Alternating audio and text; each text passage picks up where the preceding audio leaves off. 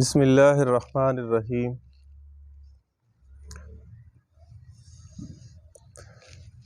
عزیز طلبہ، آج جس ٹاپک پہ بات کرنی ہے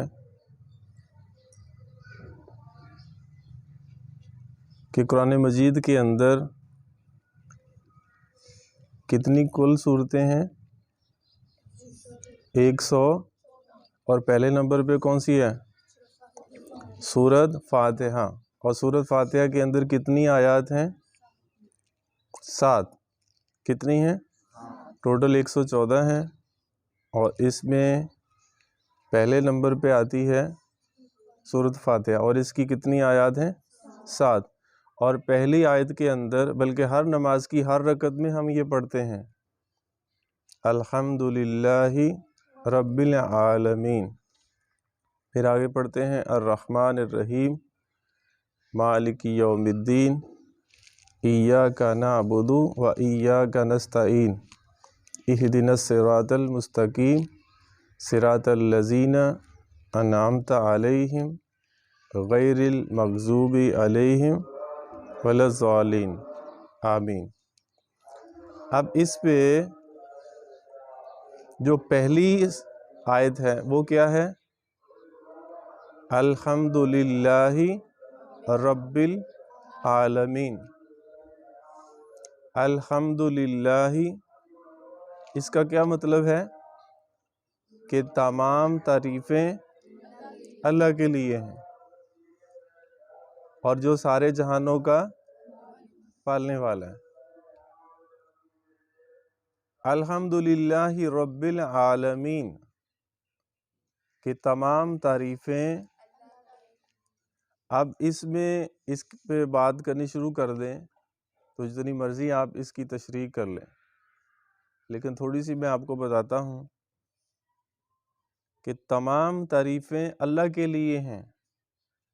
اب پہلے اب اللہ کی تعریف اس لیے ہے کہ اس نے ہمیں بہت ساری نعمتیں دی ہیں، دیکھنے کے لیے آنکھیں دی ہیں، پکڑنے کے لیے ہاتھ دیے ہیں، اور چلنے کے لیے، اور سمجھنے کے لیے، اور سننے کے لیے کان دیے ہیں۔ تو یہ کتنی اللہ کی یہ نعمتیں ہیں۔ اور پھر رہنے کے لیے گھر دیا ہے، اور کھانے کے لیے طرح طرح کے کھانے دیے ہیں۔ اب یہ ساری اللہ کی کیا ہیں؟ نعمتیں ہیں۔ اور اس کے اوپر پھر والدین ہیں، پھر بہن بھائی ہیں، اور سب سے بڑھ کر کیا ہے؟ کہ صحت ہے۔ یہ بھی اللہ کی ایک بہت بڑی نعمت ہے۔ اب ان لوگوں سے پوچھیں جو ہاسپٹل کے اندر 10 سال سے پڑے ہوئے ہیں، 15 سال سے، 20 سال سے پڑے ہوئے ہیں، اور پھر اس پہ اللہ کی تعریف ہے کہ اللہ تو نے ہمیں اتنا کچھ دیا ہے، اور پھر یہ اللہ کے دربار میں کھڑا ہو کر یہ کہتا ہے الحمدللہ رب العالمین۔ یہ شکرانے کا پھر سجدہ ہے، اور پھر یہ سارے جہانوں کا پالنے والا ہے۔ اچھا، اس کے بعد آگے جو سورت آتی ہے وہ کون سی ہے؟ سورت بقرہ۔ اب اس کی آیت شروع ہوتی الف لام میم ذالک الکتاب لا ریب فیہ۔ اس کا ترجمہ کیا بنتا ہے؟ کہ اس کتاب کے اندر کوئی شک نہیں ہے۔ بہت سارے شک میں پڑے ہوئے تھے، لیکن وہ پھر گمراہ ہو گئے۔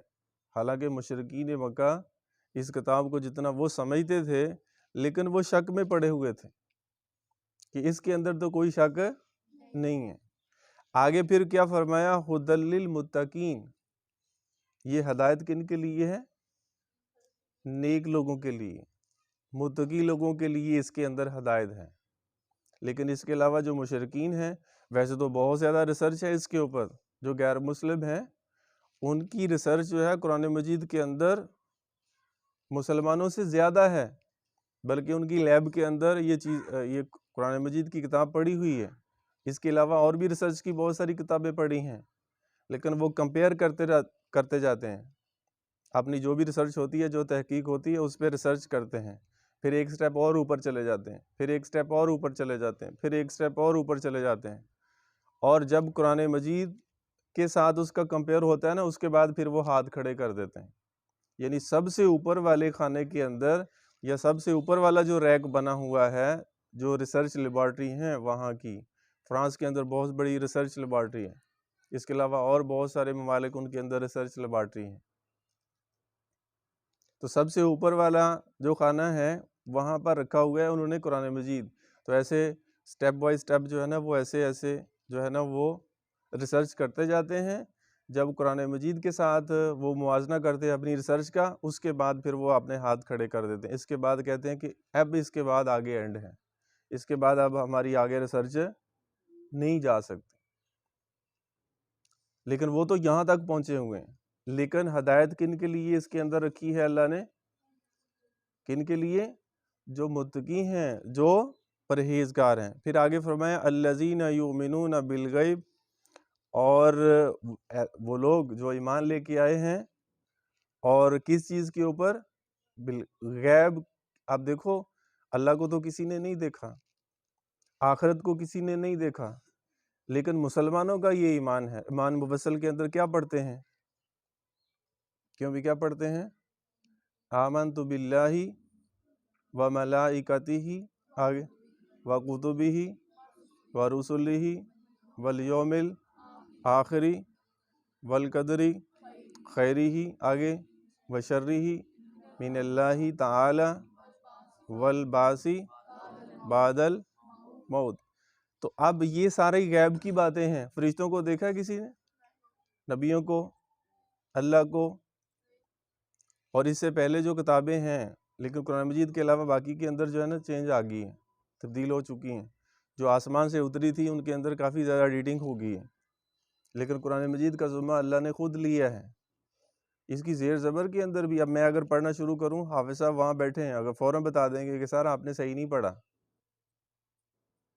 یعنی اس کے نقطے کے اندر، زبر زیر کے اندر، اور بلکہ پڑھنے کی ادائیگی کے اندر تک بھی اگر فرض کریں آپ نے تھوڑا سا اونچ نیچ کر دیا، فوراً جو ہے نا وہ قاری صاحب نوٹ کر لیتے ہیں کہ آپ نے اس کو صحیح نہیں پڑھا۔ یہاں تک اس کی حفاظت کی ہے۔ ایک دور آیا اس کے اندر بلکہ کوشش یہ کی گئی کہ جتنے جو ہے نا وہ اسلام کی کتابیں ہیں ان کو ختم کر دیا جائے، اور نعوذ باللہ قرآن کو ختم کر دیا جائے۔ اور یہ ہوا کہ لوگوں نے بڑی کوشش کی، اور دریا جو ہے نا وہ کہتے ہیں کہ سرخ پانی کے جو ہے نا وہ سیاہ پانی کے ساتھ چل رہا تھا، کیونکہ وہ سیاہی کے ساتھ لکھتے تھے کتابیں ساری، جو ہے نا وہ بہا دی گئی دریاؤں کے اندر۔ لیکن ایک جگہ پہ انہوں نے دیکھا کہ دو آنکھوں سے نبینے ہیں، اور وہ دونوں ایک دوسرے کو سنا رہے ہیں۔ وہ کہنے لگے کتابیں تو ہم نے ختم کر دی، اب ان کے دلوں سے ہم کیسے ختم کریں؟ یہی وہ واحد کتاب ہے کہ جو ایک چھوٹے سے دل کے اندر ساری سما جاتی ہے۔ اس کے علاوہ اور دنیا کی کوئی کتاب ایسی نہیں ہے کہ جس کو آپ حفظ کر لیں۔ آسان نہیں ہے، مشکل ہے، لیکن قرآن کو اللہ پاک نے آسان کر دیا ہے عام مومنین کے لیے۔ اور اس پہ میں تو یہ بات بھی ساتھ ایڈ کروں گا کہ ہم کوشش کریں کہ اس کا جو ناظرہ پڑھے ہوئے ہیں اس کا روزانہ ہم مطالعہ کریں، روزانہ اس کو پڑھیں، کم از کم ایک پارہ۔ سٹاف بھی سن رہا ہے، آپ سب بچے سن رہے ہیں، تو ترتیب یہ بنائیں۔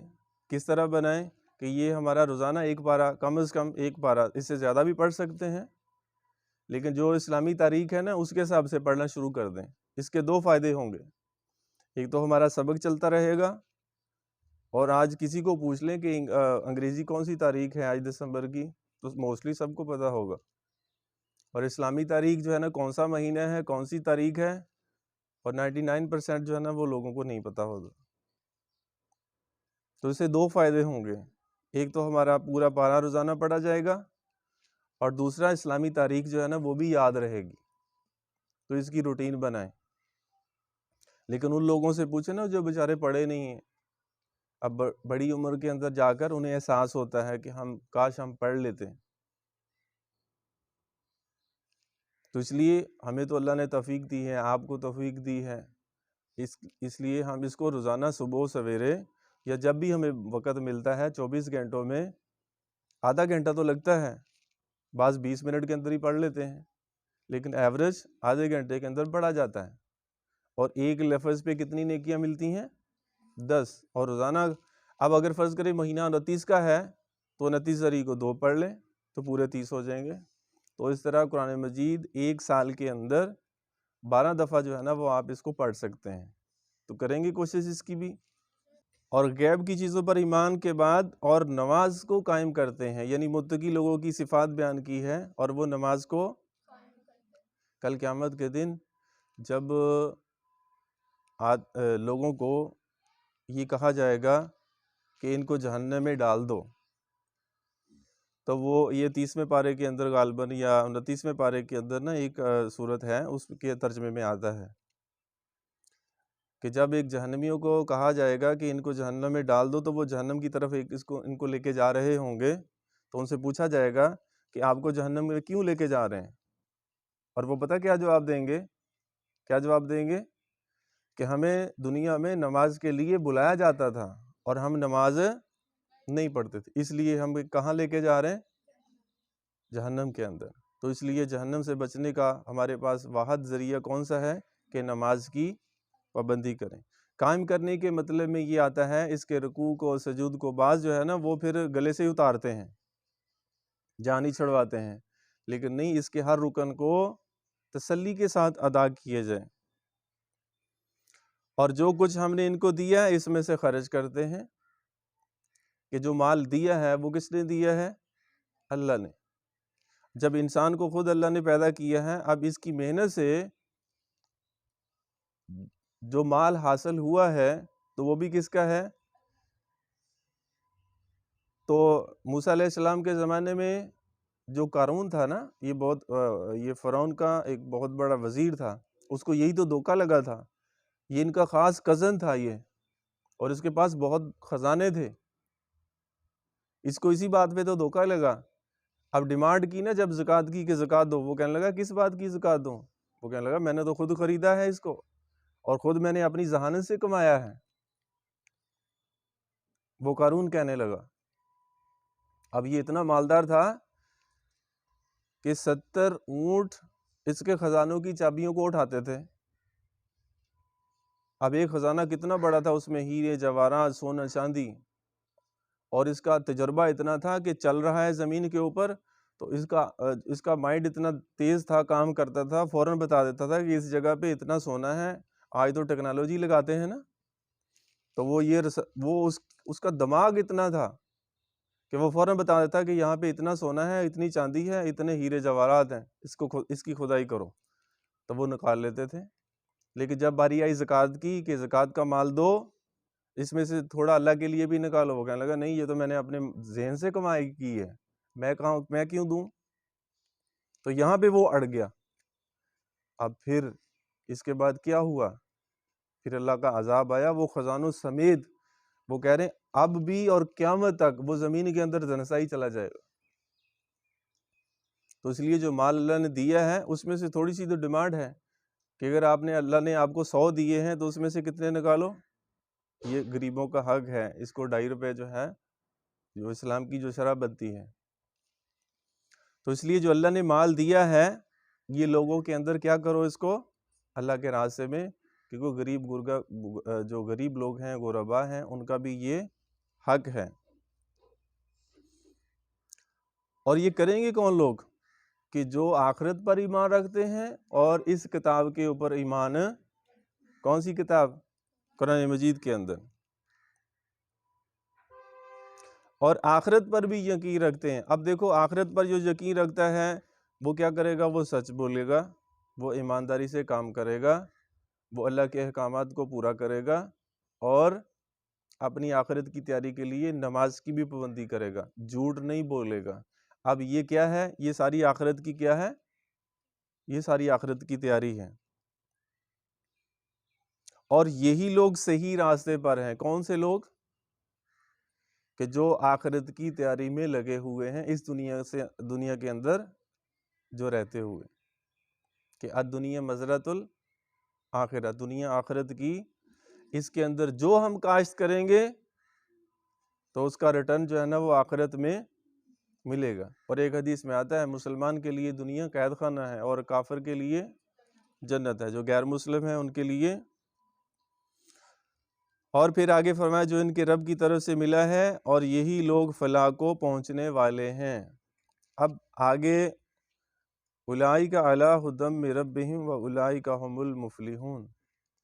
اب دیکھو جو آخرت پر ایمان رکھتے ہیں، جو نماز ادا کرتے ہیں اور جو مال اللہ نے دیا ہے اور اس میں سے خرچ کرتے ہیں، اور یہ متقی ہیں، پرہیزگار ہیں، اللہ سے ڈرتے ہیں، اور ان کے لیے کیا اعزاز ہے کہ اللہ جل شانہ نے بخشش کا، فلاح کا ان کے ساتھ وعدہ کیا ہے۔ یہ کام کرنے پر اللہ جل شانہ نے بخشش کا وعدہ کیا ہے، تو اس لیے ہمیں چاہیے کہ ہم یہ ساری صفات کو حاصل کرنے کی کوشش کریں۔ تو کریں گے بھی کوشش ہیں؟ اور روزانہ قرآن پاک کی تلاوت ہو، روزانہ اس کو کھولیں، نہیں تو پوچھیں آپ اپنے بڑوں سے جو پڑھے نہیں ہیں اور ان کے پاس وہاں جا کر بیٹھیں تو وہ کتنا فیل کرتے ہیں اس چیز کو، کتنا محسوس کرتے ہیں کہ کاش ہم بھی جو ہے نا جس دور کے اندر ہمیں وقت دیا تھا ہم اس دور میں پڑھ لیتے، لیکن ہم سب کو تو اللہ نے توفیق دی ہے۔ اور اسلام تو ہے یہ امن اور سلامتی کا پرچار کرتا ہے، چاہے وہ کسی مذہب سے بھی ہو، تو اس لیے اس کے ساتھ ساتھ جو بھی اسلامی تعلیمات ہے ہم اس کے مطابق کوشش کریں اس کے اوپر عمل کرنے کی۔ اب یہ جو سورۃ بقرہ کی جو شروع والی آیات ہیں ان کو ہم بلکہ کوشش یہ ہو کہ ہم اس کو ترجمے کے ساتھ پڑھیں۔ یہ جو میں نے چند صفات آپ کے سامنے بیان کی ہیں، جو متقی لوگ ہیں وہ نماز پڑھتے ہیں، اپنی نماز کو قائم کرتے ہیں، اللہ نے جو مال دیا اس کے مطابق اللہ کے راستے میں ضرورت مندوں کی مدد کرتے ہیں، اور اس کے ساتھ ساتھ اور کیا ہے، آخرت کے اوپر ایمان رکھتے ہیں۔ اور ویسے بھی ایمان مفصل کے اندر اور ایک دوسرا ایمان کون سا ہے، کیونکہ یہ بھی ایک فرضی ایمان مجمل ہے۔ اب اس کے اندر کیا وہ کہاں سے شروع ہوتا ہے؟ آمنت باللہ کما ہوا باسمائہ وصفاتہ وقبلت جمیع احکامہ اقرار باللسان وتصدیق۔ اب اس کے اندر بھی اقرار کر رہا ہے کہ یا اللہ جو تو نے مجھے حکم دیا ہے میں اس کو کیا کرتا ہوں، میں اپنے دل کے ساتھ اس کا اقرار کرتا ہوں۔ حالانکہ یہ بچپن کے اندر ایمان مفصل اور ایمان مجمل جو ہے نا یہ دونوں پڑھے ہیں اور بچوں کو آتے ہیں، اور اس کے مطابق جو ہے وہ کوشش کریں کہ ہم یہ جو ہم زبان سے کہہ رہے ہیں اس کے ترجمے میں دیکھیں آ کر کہ ترجمہ جو ہے نا وہ اس کے اندر ہم کیا کہہ رہے ہیں اپنی زبان کے ساتھ۔ تو اب ان صفات کے ساتھ جب ہم اللہ کے احکامات کو مانیں گے تو دین کے اوپر چلنا ہمارے لیے آسان ہو جائے گا۔ تو کریں گے بھی سارے کوشش کی، اللہ پاک ہم سب کو اس پہ عمل کی توفیق نصیب فرمائے۔